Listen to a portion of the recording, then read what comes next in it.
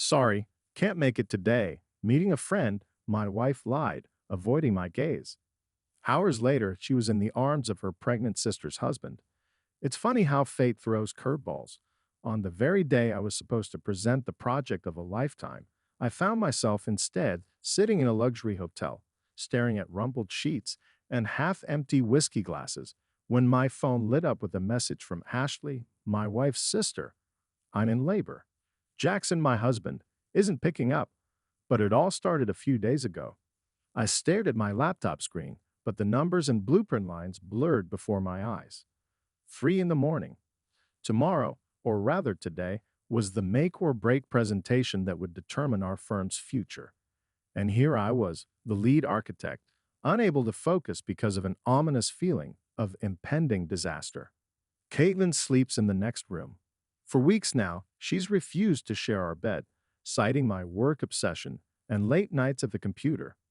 Something had changed in her or in me, but I couldn't quite put my finger on it. You're becoming just like you were with Sarah. Her words echo in my head. Sarah, my first wife, killed 5 years ago. I wonder if she felt just as lonely by my side. Memory serves up images of that cursed night, our fifth wedding anniversary, restaurant overlooking the bay, her favorite white roses on the table. Let's head home, honey. I can handle the drive. You must be exhausted. Her voice still rings in my ears. And I, complete fool that I was, agreed. Let her take the wheel in that snowstorm when we could have stayed at a hotel. They say you don't feel pain at the moment of impact. I wonder if she felt anything when that oncoming truck lost control on the icy road. I saw the flash of headlights, heard the screech of metal, like watching in slow motion. Then our silver Ford, crumpled like tinfoil, ended up in a ditch, and roses scattered across the snow like droplets of blood. Time of death. 11:47 p.m. The ER doctor stated coldly, and I, somehow escaping without a scratch, stood there clutching a mangled bouquet, unable to believe it was over. That I'd never see her smile again, hear her laugh, smell her hair. That our till death do us part had come so quickly and senselessly. The ping of an incoming message yanked me from my thoughts. Ashley, Caitlin's sister. Awake. Need to talk. At 3 in the morning. Something was definitely wrong. Yeah, working. What's up? Come over. Urgently. Just don't tell Caitlin. My heart skipped a beat. Ashley, 8 months pregnant, would never message at this hour without a serious reason. Something told me. What I was about to learn would turn my whole life upside down. I quietly rose from my desk, careful not to creak the hardwood floor. Threw on my coat, glanced at the bedroom door. Caitlin's asleep, or pretending to be. These days, I wasn't sure of anything anymore. Nighttime Seattle greeted me with a drizzling rain. Droplets trickled down the windshield, blurring the city lights. How symbolic, when life goes sideways, even the weather seems to weep with you. Ashley opened the door immediately, as if she'd been waiting behind it. Tears glistened in her eyes, and her hands absently stroked her enormous belly, a gesture betraying extreme anxiety. Sorry it's so late, she led me into the living room, lowering herself heavily into an armchair. I need to show you something. Jackson forgot his phone when he left for the conference, and I saw the messages. She handed me the smartphone. A conversation with Caitlin was open. I started reading and felt the ground disappear beneath my feet. I can't pretend anymore. Ryan doesn't notice anything. He's buried in his projects. We need to be more careful. Ashley suspects something. Tomorrow, at the Grand Weston, I'll tell him I'm meeting a friend. Hundreds of messages, secret meetings, plans for the future. My wife and her pregnant sister's husband. How long had this been going on? How could I have been so blind? I'm so sorry, Ryan. Ashley's voice trembled. I didn't know what to do, but you needed to know the truth. I stared silently at the phone screen. Sarah's face flashed before my eyes. I'd experienced such betrayal once before when she was taken from me. But then it was fate that betrayed me. Now it was people. Family. Thank you, Ashley. My voice sounded surprisingly calm. You did the right thing. Now go get some sleep. You shouldn't be stressing yourself. What are you going to do? What I must. protect those I love, even if they don't deserve it. Driving home, I pondered how strange life is. Tomorrow is a crucial presentation that will determine the company's future. And here I am, planning how to save not just my marriage, but my sister in law's family, too. And somehow, the most terrifying part isn't the betrayal, but the need to trust someone again. I parked outside our building and sat in the car for a long time, staring at the windows of our penthouse. The bedroom light was on. Caitlin was awake, waiting, worried, or just texting him. Rising in the elevator, I made my decision. Tomorrow, after the presentation, I take the folder with blueprints from the office and accidentally forget it. I'd call Caitlin, ask her to bring it, and watch what excuse she'd come up with to refuse. And then would come the most important project of my life, a project called forgiveness. But who did I need to forgive? Them or myself for being so blind? Morning arrived like walking through fog. I mechanically tied my tie, watching Caitlin from the corner of my eye. She bustled around the kitchen, preparing breakfast I knew I couldn't swallow. Every movement now seemed fake, or was I starting to see deception in everything? Honey, you came home late last night. Her voice sounded casual, almost indifferent. Working? Yes, finishing the presentation. I lied as easily as she'd been lying to me these past months. We exchanged a few more meaningless phrases before I left for the office, deliberately leaving the blueprint folder on the table. Like bait. At 10 a.m., after the first part of the presentation, I called her. Sweetheart, I'm such an idiot. Left the main blueprint folder at home. Could you bring it by 1 o'clock? It's on my desk. She froze. I could literally feel the pause through the phone. So brief I wouldn't have noticed before. But now, every silence was under the microscope of my distrust. Sorry, can't today. Her voice sounded too carefree. Meeting a friend. We planned it ages ago. A friend? I gripped the phone slightly tighter. Who is she? Do I know her? No, she's an old classmate. You haven't met. Lies. More lies. How many had there been over these 2 years? How many friends and meetings were actually rendezvous with Jackson? I see I kept my voice steady. I'll ask someone from the office. Wouldn't want to disrupt your plans. She exhaled with obvious relief, and I thought, this is it, the beginning of the end. The first test, the first confirmation. I wonder if she feels this tension in our voices, or is she so immersed in her world of betrayal that she notices nothing around her? The presentation went smoothly. I said the right words, showed the blueprints, answered questions. But it all seemed so insignificant compared to what was happening in my personal life. The clients applauded. We won the bid. And all I could think about was that right now, my wife was meeting her pregnant sister's husband at the Grand Westin. At 3 p.m., I stood in that very hotel's lobby. The receptionist, seeing my credit card, unhesitatingly gave me the room number, a suite on the top floor. Of course, why economize when spending someone else's money? I rode up in the elevator, each floor marked by a heartbeat. 5 years ago, I lost Sarah. Back then, I thought nothing could hurt more. How wrong I was. The suite door was ajar. Housekeeping was finishing up. I waited until she left, then stepped inside. The scent of Caitlin's familiar perfume mingled with the sharp aroma of whiskey. On the bed, rumpled sheets. On the table, 2 glasses and an unfinished bottle. And in the trash, a crumpled receipt from a jewelry store. I took out my phone and snapped several photos, methodically, calmly, as if collecting evidence at a crime scene. In essence, that's what it was, a crime against love, against trust, against family. Ashley's call caught me as I was heading back to the lobby. Ryan. Her voice quivered. I think I'm in labor. I'm at Mercy, General. Jackson isn't answering his calls. Of course he isn't. I shook my head. Hold on. I'm on my way.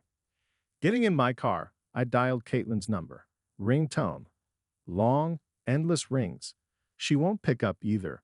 Of course not. She's with a friend. I wonder if they'll ever understand that they've destroyed more than just my family. That their love could cost the life of an unborn child. That some things can't be forgiven. They can only be let go. I turned onto the highway leading to the clinic. The rain intensified, turning the road into a mirror. Just like that night when Sarah died. But now I can't afford weakness. A woman is waiting for me who proved with one phone call that she deserves to be called family more than anyone else. The corridors of Mercy General greeted me with sterile silence and the smell of medicine. Ashley lay in the delivery room, pale, with frightened eyes. Her fingers gripped the bed rails until her knuckles turned white. I'm here. I took her hand, feeling her trembling. Everything will be all right. Jackson. Caitlin. She tried to say something, but a new contraction twisted her face with pain. Shat, don't think about them. Right now, only the baby matters. Time stretched like rubber. Contractions followed one after another. I held Ashley's hand, wiped sweat from her forehead, whispered words of encouragement. But one thought kept spinning in my head. Where were those two? Why even now, when their presence was truly needed, were they thinking only of themselves? My phone vibrated. A message from Caitlin. Sorry, was busy. Did something happen? I didn't respond. Let her suffer in uncertainty, like I'd suffered with their lies these past 24 hours. Ryan. Ashley's voice pulled me from my dark thoughts. If something goes wrong, promise you'll take care of the baby. Don't even think about that. I squeezed her hand tighter. You'll make it. We'll make it. At that moment, a breathless Caitlin burst into the room. Her hair was disheveled, lipstick smeared. Apparently, she'd rushed straight from the hotel. Our eyes met, and I saw fear in hers. Not for her sister, for herself. Ashley, sweetie. She rushed toward the bed, but I blocked her path. Where's Jackson? My voice was deceptively calm. I don't know. She avoided my gaze. We haven't. Stop lying. I raised my voice for the first time. Enough lies. You've been with him all day at the Grand Westin. Suite 1402. Drinking $800 whiskey and trying on a new necklace. I know everything, Caitlin. Everything. She recoiled as if struck, and behind her, Ashley made a strange sound, half sob, half moan. I turned and felt my blood run cold. A red stain was spreading across the sheets. Doctor. We need a doctor now. My shout echoed through the corridor. Everything after that merged into a crazy kaleidoscope. They rushed Ashley to surgery. Caitlin sobbed in the corner of the waiting room. And I prayed. For the first time in many years, I truly prayed, standing in the hospital chapel. Lord, I whispered, staring at the crucifix. I don't know how to forgive. I can't. But if you save their lives, both mother and child, I'll learn. I promise. Time stopped. Outside, the sunset was dying, painting the chapel windows blood red. Somewhere in the operating room, doctors were fighting for two lives. And I knelt there, thinking about how strange the world is. Sometimes you have to lose everything to understand what truly matters. The sound of footsteps made me turn. Jackson stood in the chapel doorway, disheveled, with a wild look in his eyes. I know everything, his voice cracked in the chapel's silence. Caitlin, she called. Told me. He trailed off, but I saw his hands trembling as they clutched the rosary, the one Ashley had given him at their wedding. Bitter irony. And how do you feel, Jackson? I looked at the man I once called friend and saw only a shell, an empty, burned-out shell of someone who had betrayed everything sacred. Ashamed, his voice broke like a string. He collapsed to his knees before the crucifix, and in the dim light of the stained glass windows, I saw tears carve paths down his face. God, so ashamed I want to tear off my own skin. I've destroyed everything, haven't I? Everything I touched, I turned to ash. Be quiet. My words fell like stones in the chapel's dead silence. I stepped toward him, slowly, feeling a wave of such pure rage rising inside me that it took my breath away. You think this is the time for your repentance? Out there behind these walls, in the operating room, your wife, the woman who carried your child while you fooled around with her sister, is fighting for two lives at once. And you stand here, before God, feeling sorry for yourself. Each of my words struck like a whip. He shrank, trying to shield himself with his hands, but I continued, mercilessly. tearing away the scab of lies. You know what's scariest about what you did? Not the affair with Caitlin. God, at least they can be washed away. You betrayed the very essence of love, faith, trust. Ashley believed in you more than in herself. I believed in Caitlin the same way. And you, my voice wavered for the first time during the conversation. You trampled that faith like a cigarette butt. And now, I lifted him by the collar, forcing him to look in my eyes. Right now, in that operating room, it's not just Ashley and the baby's fate being decided. It's your fate, Jackson. If they survive, you'll have a chance. One single chance to become the man they deserve. But if not, I released him and he crumpled to his knees again. If not, you'll spend the rest of your life knowing you killed them with your betrayal, and no confession will atone for that. At that moment, the chapel door burst open. A nurse stood in the doorway. Mr. Pierce, your sister-in-law, and the baby, they're both fine. A girl, 8 pounds, 2 ounces. Jackson collapsed to his knees right there at the chapel door. And I felt something inside me release. Like a tightly wound spring that had been compressing my heart for the past 24 hours slowly began to uncoil. The intensive care unit greeted us with beeping monitors and the smell of antiseptic. Ashley lay pale but alive, cradling a tiny bundle to her chest. Her eyes were closed, but when we entered, she managed a weak smile. I knew you'd come, Ryan. You always come when needed. Jackson froze at the threshold, not daring to come closer. I pushed him forward. Go. This is your chance. In the corridor, I ran into Caitlin. She sat on a bench, hunched like an old woman. Seeing me, she jumped up. Ryan, I need to explain.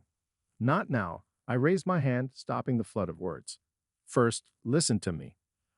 I know about your plans to leave. About everything. She turned white, clutching the wall for support. How? It doesn't matter.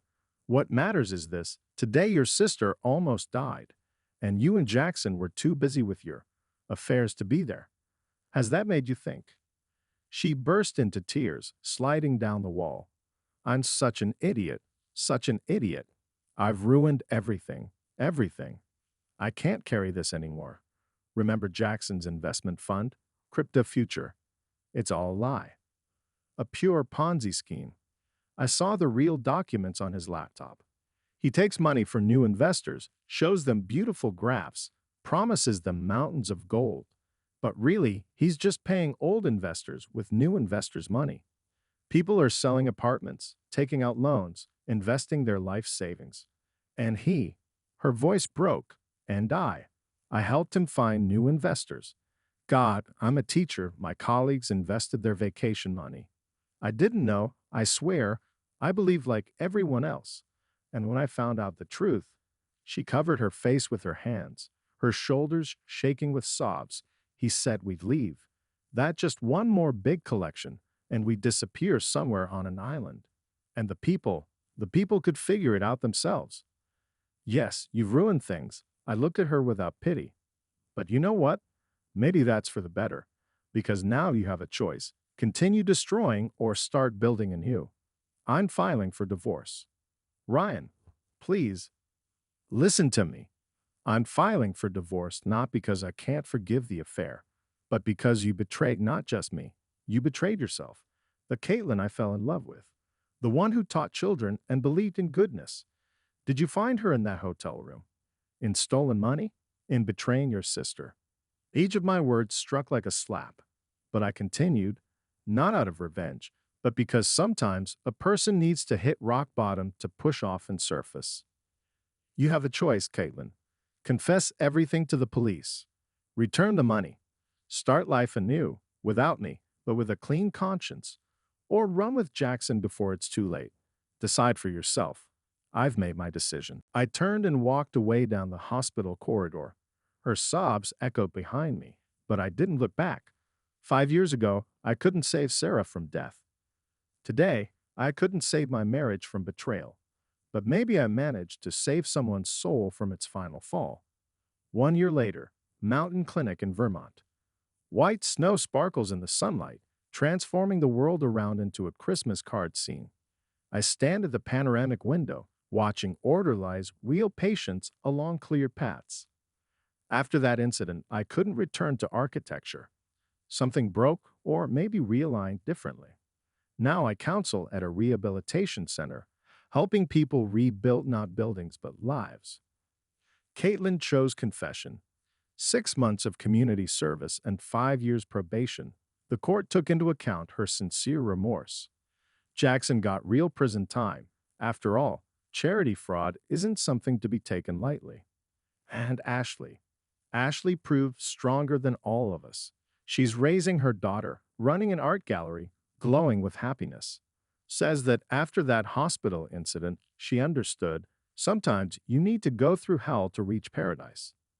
Dr. Ryan, the nurse's voice pulls me from my memories. There's a visitor for you. Says you know her. I turn and freeze. There she stands in the doorway, that same elementary school teacher who believed in goodness. Thinner, more mature, with repentance in her eyes. Hello, Ryan. Her voice, so familiar yet so foreign, made me pause by the window. I hadn't heard it for a year. An eternity. I I came to ask for forgiveness. Real forgiveness. Not like then, in court. I slowly turned around. She stood in the office doorway, gaunt, without traces of her former polish, in a simple gray dress. So similar to that elementary school teacher I once fell in love with. In her hands, she clutched a worn notebook. I recognized it, our diary where we wrote our dreams during our first year of marriage. I read it every day. She followed my gaze, and her voice trembled. Every page, every word. And you know what I realized? That Caitlin who wrote here about happiness, about children, about honesty, she didn't die. She just got lost.